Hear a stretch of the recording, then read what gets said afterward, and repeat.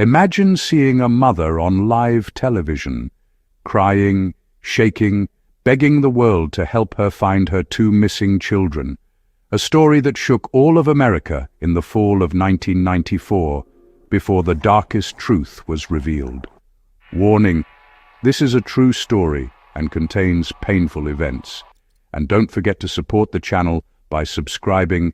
I post a new real case every day. On the evening of October 25, 1994, in the town of Union, South Carolina, a woman named Susan Smith called the police in a state of complete hysterics. She claimed that an unknown man stopped her car, forced her out, and drove away with her two children still inside. Michael, 3 years old, and Alexander, 14 months old. The news spread instantly, turning into a nationwide story.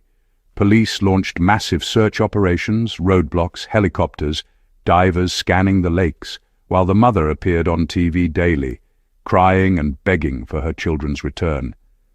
For 9 long days, the entire country held on to the hope that the boys would be found alive. But behind the scenes, the real story was far darker. As investigators pressed her with more questions, Susan's statements began to contradict each other. And on November 3rd, 1994, she finally broke and confessed the horrifying truth.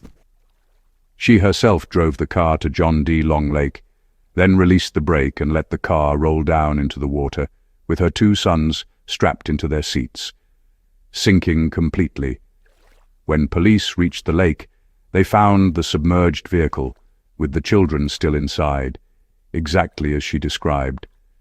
Susan admitted she had been going through emotional and personal turmoil and believed her children were standing in the way of a relationship she desperately wanted to keep.